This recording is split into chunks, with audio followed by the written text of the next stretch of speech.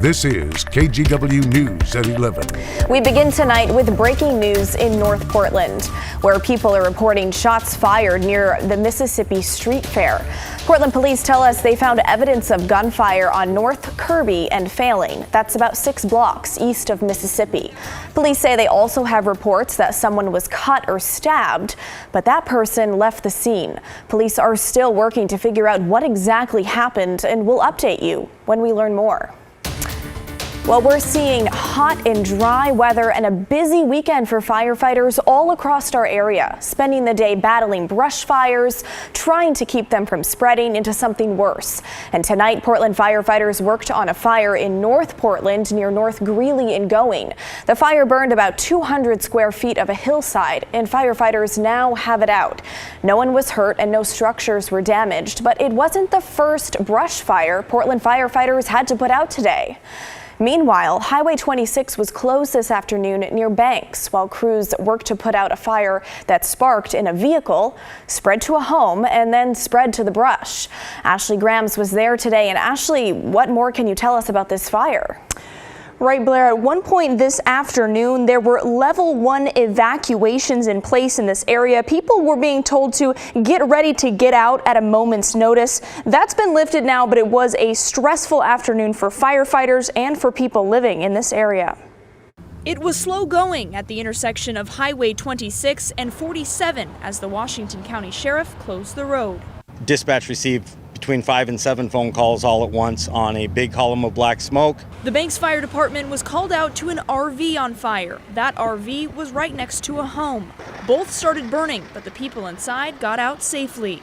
Firefighters were able to put out the home fires, but flames jumped to nearby brush and trees. What this fire also then spawned is a series of wildland or forest and tree fires in the surrounding area. Banks Fire is a volunteer fire department, and several other departments came to help from Yamhill, Scappoose, Forest Grove, and Hillsborough. The combination of the terrain, the heat of the fire, the weather, humidity that we're having, and the red flag wind warnings that we're having could have all spelled a major disaster.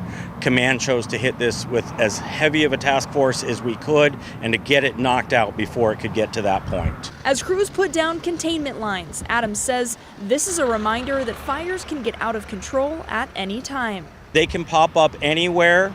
When you've got that little backyard fire going, when you've got that grill going, please keep water handy.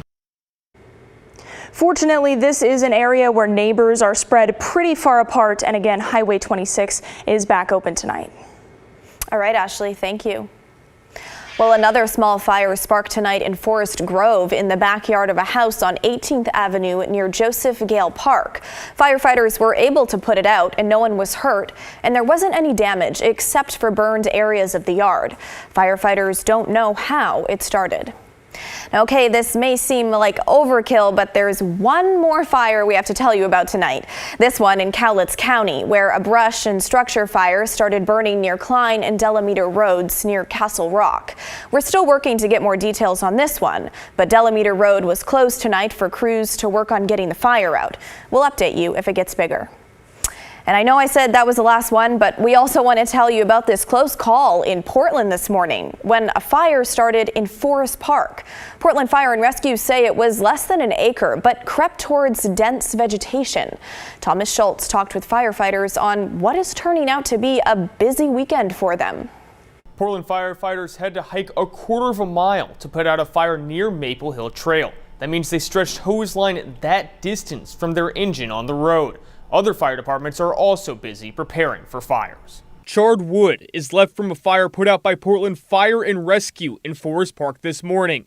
Firefighters carried equipment through trails to reach the fire before it spread past the trunks of these trees. Meanwhile, other departments are readying for an expected uptick in fires. The Clackamas Fire District added staff to a fire station in Sandy this weekend through a $35,000 grant from the Oregon State Fire Marshal's Office to rural fire stations. So we have more firefighters out there to kind of man more rigs to get them where we need to have them. Isaac Hamilton urges the public to be on the lookout for even a wisp of smoke. If you see anything, you should call the nearest fire department immediately. But it doesn't take long once those temperatures go up and that humidity level drops for that wildfire danger to just shoot through the roof. Campfires, sparks from towing chains, or even a flicked cigarette can lead to a fire. With the increased temperatures and the lower humidity, it really makes all of the vegetation around us really susceptible to any kind of a spark. Those high temperatures are also leading many to the water. It's hot and I have two little girls and they get bored at home. But their fast-moving currents can be problematic. We always recommend bringing your own life jacket, and if you don't happen to have one, here at Glen Auto Park, we rent them out for free. Here, parents are making sure their children stay close to the shore. Leong says it's also important to stay hydrated in the heat. And no matter where you are, firefighters say everyone should be on the lookout. Obviously, the increased temperatures, their lower humidity, and of course, you have a little bit of a breeze going on. They just want everyone to know that we're on a heightened alert for wildfires. Hamilton says they have seen an increase in bushfires this year. If you see a fire, he says only call 911 if it's an emergency. If not, call the nearest fire department and they will respond promptly. Thomas Schultz, KGW News. All right, well, let's check in with meteorologist Joe Ranieri. And Joe, we are seeing extreme heat across the metro area. How hot did we actually get today? Well, we saw an official high of 96 degrees. It's going to be a little bit cooler by tomorrow, but still, we're still going to be looking at the high fire danger. Now, with that said, the watches and warnings that were in effect just a couple of hours ago throughout the metro area have since expired, but still, the fire danger is going to remain high, even though there's no watches and warnings throughout the metro area, because we're bone dry out there, and we're not going to be seeing anything in terms of rain over the next few days.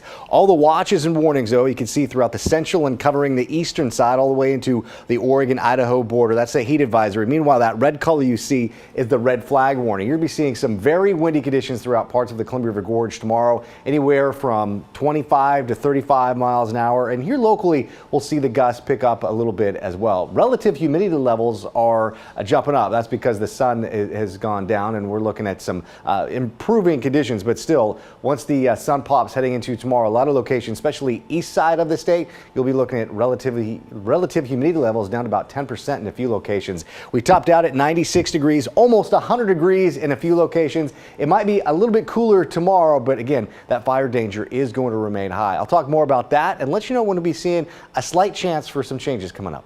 All right, Joe, thanks so much. And you can stick with KGW for the latest on the fire danger, hot weather, and your updated forecast. And as always, you can catch the latest anytime on KGW.com.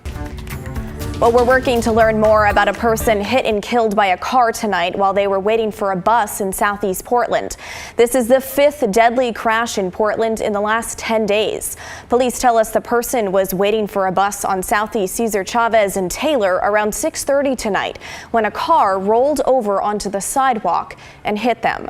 Now, we talked to a person who lives in the area, and he says that the sidewalk in front of the bus stop is too narrow, and he isn't surprised that this happened. When you stand at the bus stop, you are just a couple feet from cars going 40, 50 miles an hour, sometimes trying to beat the light. As for years, people have been trying to get people to improve that sidewalk. We understand it's a narrow corridor, but you could put bollards, you could maybe move the bus stop, set it back a little bit more. The driver of the car was not hurt, and the name of the person killed has not been released.